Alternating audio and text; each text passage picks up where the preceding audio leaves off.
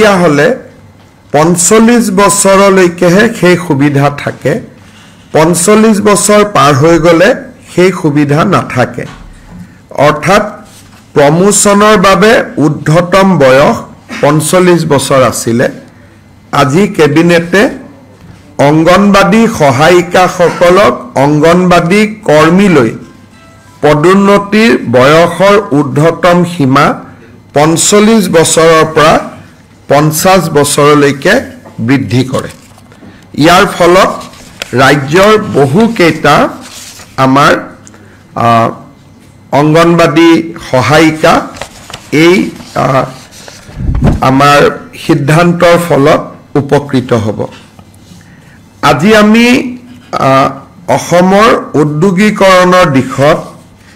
850 কোটি টকা বিনিয়োগৰ প্ৰস্তাৱ আমি অনুমোদন কৰো এডভান্টেজ অসম 3ত স্বাক্ষৰ কৰা 4খন বুজাবুজিৰ চুক্তি আজি কেবিনেটৰ অনুমোদন লাভ কৰে আৰু ই এতিয়া পূৰ্ণাংগ ৰূপ পাবলৈ সক্ষম হয় ভেলি ষ্ট্ৰং সিমেন্ট তেওঁলোকে 250 কোটি টকা ব্যয় কৰিব Star Cement North East Limited তেওঁলোকে গোলাঘাটত 650 কোটি টকা ব্যয় কৰিব গুৱাহাটীত এখন নতুনকৈ হোটেল আহিব 130 কোটি টকা আৰু পেপসি কোম্পানীয়ে তেওঁলোকৰ পেপসি সফট ড্ৰিংক বনাবৰ বাবে অসমত 583 কোটি টকা ব্যয় কৰিব প্ৰথম যেটো মই সিমেন্ট কাৰখানা কলো 250 জন এমপ্লয়মেন্ট কিন্তু ব্যয় কৰিব 480 কোটি টকা অৰ্থাৎ আজি কেবিনেটে 1843 কোটি টকাৰ বিনিয়োগৰ প্ৰস্তাৱত অনুমোদন জনায় আজি আমাৰ মিছন বসুন্ধৰা 3ত নামঘৰ সৰকাৰি কাৰ্যালয় আৰু এনজিও আমি মাটি দিয়াৰ যি ব্যৱস্থা কৰিছিল আজি সেই প্ৰক্ৰিয়াই প্ৰায় সম্পূৰ্ণতা লাভ কৰিলে আজি আমাৰ কেবিনেটত আমি প্ৰায় টোটাল 36000 প্ৰপোজাল এতিয়ালৈকে আমি এপ্ৰুভ কৰো অৰ্থাৎ 36000 স্কুল কলেজ নামঘৰ বা সৰকাৰি অনুষ্ঠানে মিছন বসুন্ধৰাৰ জৰিয়তে মাটি পাবলৈ সক্ষম হ'ব বিটিআৰ অঞ্চলত যি ডেভেলপমেন্ট ব্লক আছে সেই ডেভেলপমেন্ট ব্লক বিলাক ৰিঅৰ্গানাইজ কৰাৰ বাবে বিটিআৰ প্ৰশাসনে প্ৰস্তাৱ দিছিল আজি আমি সেই প্ৰস্তাৱসমূহ অনুমোদন কৰো এতিয়াৰ পৰা আমাৰ বিটিআৰত আগতে 22টা ডেভেলপমেন্ট ব্লক আছিল এতিয়া 23টা ডেভেলপমেন্ট ব্লক হবগৈ বাক্সা জিলাৰ গোবৰ্ধনাত এটা নতুন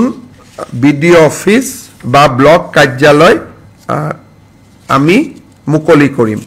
আৰু বিটিআৰত সৰ্বমুঠ 23টা আমাৰ বিডিও কাৰ্যালয় কাম কৰিব অসম ফৰেষ্ট প্ৰটেকচন ফোৰ্স আৰু ফ্ৰন্টলাইন ফৰেষ্ট ষ্টাফক ৰেশনৰ বাবে আমি মাহত 2000 টকা দি আছিলো যেহেতু পুলিচে ৰেশনৰ বাবে 2500 টকা পায় সেইবাবে আজি অসম ফৰেষ্ট প্ৰটেকচন ফোৰ্স আৰু ফ্ৰন্টলাইন ষ্টাফক আমি ৰেশনৰ বাবদ দিয়া 2000 টকা 2500 টকালৈকে আমি বৃদ্ধি কৰো আৰক্ষীৰ সমপৰ্যায়লৈকে আমি লৈ আহো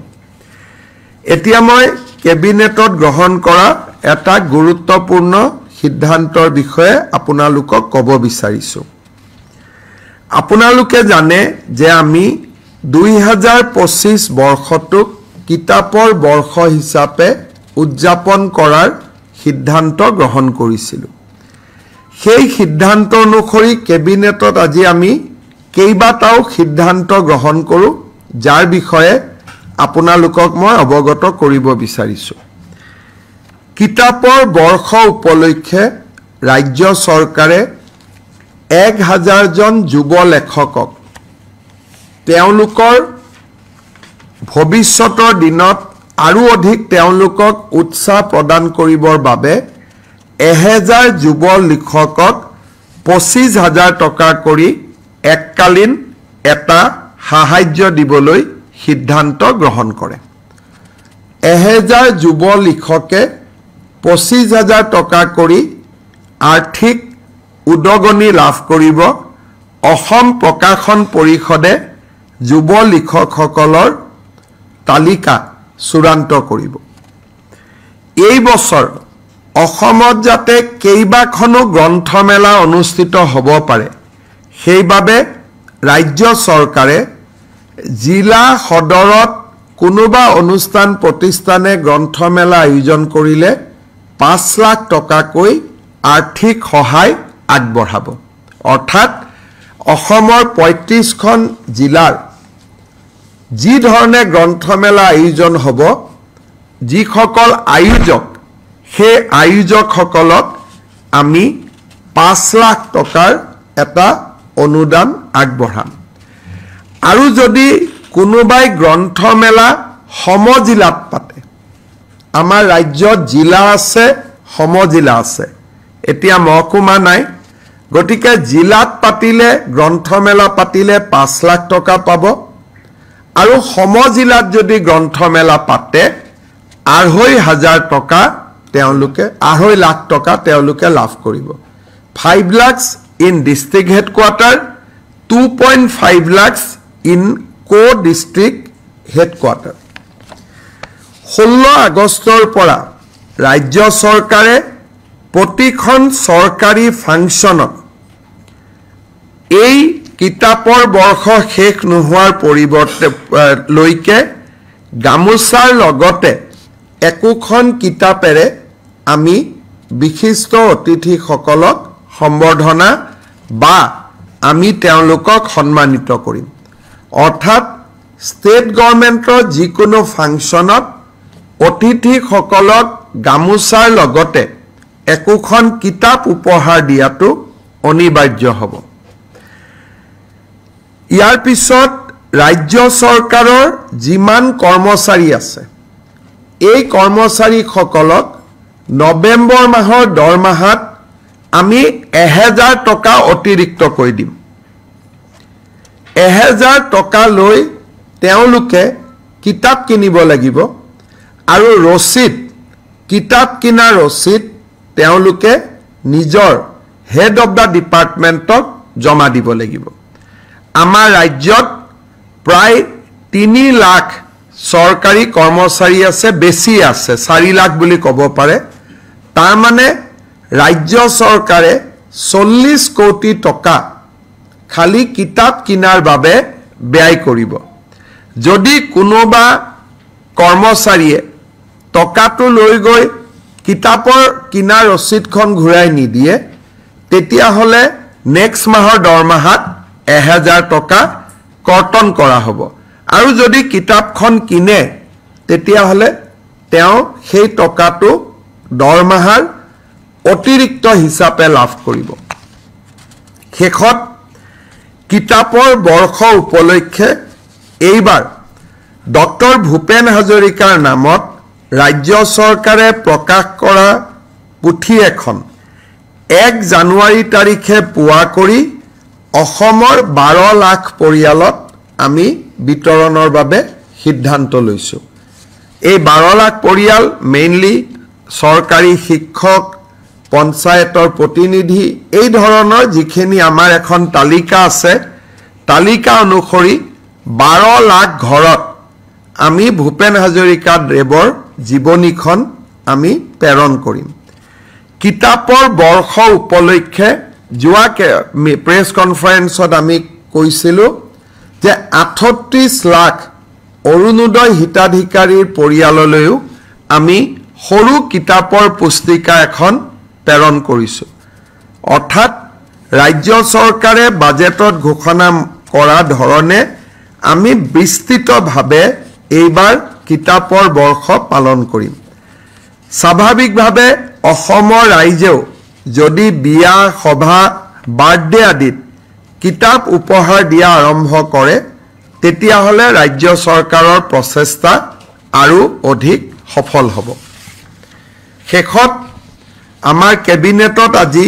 আমাৰ ৰাজ্য চৰকাৰৰ 6টা science centre Majuli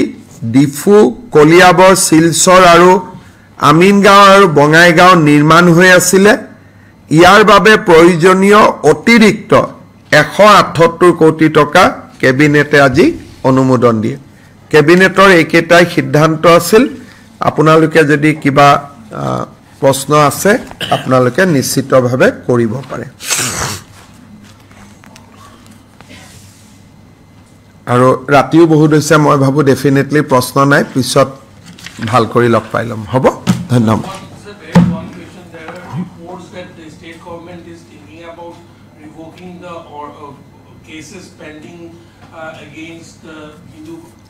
State government has not issued any direction except what has been there already in CA. So if any cabinet decision is taken, I always come and share with you. So no special decision has been taken, but Citizenship Amendment Act itself provides security and protection to the people who entered into India prior to 2014. So that is the law and case is in the Supreme Court. Unless Supreme Court strike it down, that is the law of the land. So for that, no special cabinet decision or no special decision is required. We have taken 2 cabinet decisions for the Koch Rajbangshi and Gorkha people. Ami cabinetot Gorkha জনজাত Gorkha লোকসকলক foreigners ট্ৰিবিউনেলৰ পৰা নাম প্ৰত্যাহাৰ কৰাৰ কাৰণে অনুমোদন জনাইছিলো আৰু ইতিমধ্যে তেওঁলোকৰ নামবোৰ প্ৰত্যাহাৰ হৈছে কেইদিনমান আগতে আমি কেবিনেটত কোচ ৰাজবংশী লোকসকলৰ বাবে আমি বিদেশী ন্যায়াধিকৰণত থকা গোচৰসমূহ উদ্ৰ কৰাৰ কাৰণে আমি অনুমোদন জনাইছিলো সিদ্ধান্ত লৈছিলো সেই বিষয়ে আমি আপোনালোকৰ ওচৰত এই কথাখিনি প্ৰকাশো কৰিছো বাকি পাকিস্তান বাংলাদেশ আফগানিস্তানৰ পৰা যি সকল মানুহ আহিছে 2014 চনৰ আগত অহা মানুহখিনিক নাগৰিকত্ব আইনে নিজেই সুৰক্ষা দিয়ে ইয়াৰ ওপৰত ৰাজ্য চৰকাৰে নতুনকৈ কিবা কৰাৰ কোনো প্ৰয়োজন নাই স্যাৰ মিয়া সন্দৰ্ভত আজি ডক্টৰ জেনুৰে এখন সংবাদমেল পাতি কৈছে যে মিয়াসকল আমাৰ বন্ধু মিয়াসকলক কাটা মানে গছজোপা মুকুৰদাই কাটি মই বাবু হিৰেন গোহাঁই ডাঙৰীয়াৰ ওপৰত বয়সৰ বহুত ডাঙৰ হেঁচা পৰিছে আৰু বয়সেটো কাকো ক্ষমা নকৰে মুকু ক্ষমা নকৰিব গতিকে তেখেতৰ সুস্বাস্থ্য আৰু দীৰ্ঘ জীৱন মই কামনা কৰিছো কিন্তু জুনে মিয়াসকলক অসমীয়া মানুহৰ বন্ধু বুলি ক'ব পাৰে তেওঁৰ মতিভ্ৰম হোৱা বুলি ক'ব লাগিব আৰু সেই ক্ষেত্ৰত কোনো অসমীয়া মানুহে ইয়াক নিশ্চিতভাৱে সমৰ্থন নকৰে হিৰেন গোহাঁই ডাঙৰীয়াই যি ধৰণৰ কথা কৈছে যে মাৰোৱাৰী বিহাৰী মানুহখিনি আমাৰ নহয় মিয়াখিনি আমাৰ শুনিও বেয়া লাগিছে আৰু শুনি মই হজমো কৰিব পৰা নাই আৰু বিষয়টো মই পঢ়া নাই মই ভাবি লৈছো যে এইটো হিৰেন গোহাঁই কোৱা নাই তেনেকৈ মনত এটা আত্মসন্তুষ্টি লাভ কৰি তাক অলপ বাহিৰ কৰি থৈ দিছো মনৰ পৰা বাকি এইটো কোনোবা যদি ব্যক্তিৰ জ্ঞান আৰু বিবেক যদি সক্ষম হৈ থাকে এনেকুৱা কথা কেতিয়াও ক'ব নোৱাৰে গতিকে মোৰ কেতিয়াবা মনত সন্দেহ হয় যে হিৰেন গোহাঁই ডাঙৰীয়াই নিজে এইবোৰ লিখেনে কোনোবাই লিখি দিয়ে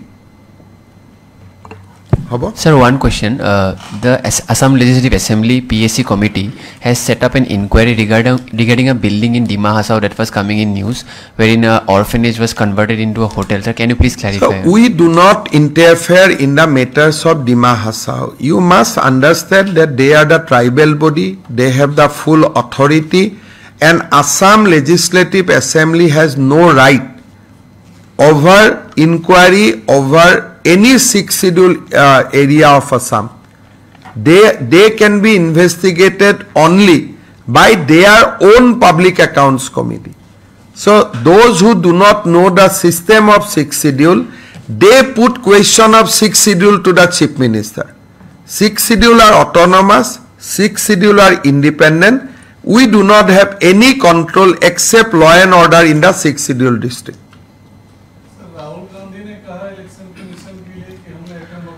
So राहुल गांधी ने अपने आप सर्टिफिकेट दिया है कि स्पेशल रिवीजन होना चाहिए, यूनिक नेम होना चाहिए, नाम का साथ आधार नंबर भी होना चाहिए, और राहुल गांधी ने नॉर्थ इंडियन का नाम निकाल के लेके आया है। लेकिन हमारा असम में अगर आप थोड़ा कोशिश करें, आप देखेगा हमारा असम का बांग्लादेशी और जो एक समय बांग्लादेश से आया था हमारा मियां मुसलमान भाई, वो लोगों का वोटर लिस्ट का नाम बरपेटा में भी होता है, गुवाहाटी में भी होता है, केरला में भी होता है, पूरा दुनिया में होता है, तो इस दिल्ली में भी होते हैं। तो इसीलिए ये बीमार है, और ये बीमार को ठीक करने के लिए ही बिहार में स्पेशल इंटेंसिव रिवीजन दिया गया था। और राहुल गांधी ने आज इनडायरेक्टली इलेक्शन कमीशन को सपोर्ट किया कि ये देश में स्पेशल इंटेंसिव रिवीजन होना चाहिए, दो नाम में वोटर लिस्ट में नाम नहीं होना चाहिए। अभी हमारा तो गांव में जाइए, मरा हुआ लोगों का भी नाम पड़ा हुआ है। तो ये तो एक बीमार है, और ये बीमार इलेक्शन कमीशन ने पहचान लिया, इसीलिए स्पेशल इंटेंसिव रिवीजन का शुरुआत किया। तो राहुल गांधी बहुत दिन का बाद इलेक्शन कमीशन को इनडायरेक्टली सपोर्ट किया है, मैं स्वागत करता हूं।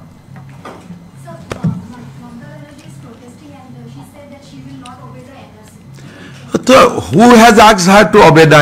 NRC? So she unnecessarily poked her mouth. Suddenly she said, I will not obey Biden. So Biden has asked you to obey him. So suddenly she said that I am not going to obey NRC. Now where is the NRC? Nobody has ordered any NRC. So this is her tactics to create fear among the Bengali people and gets their vote. So last 5 years he has not talked about anything NRC bagara. Only when election is coming, she has started talking about all these things. Thank you.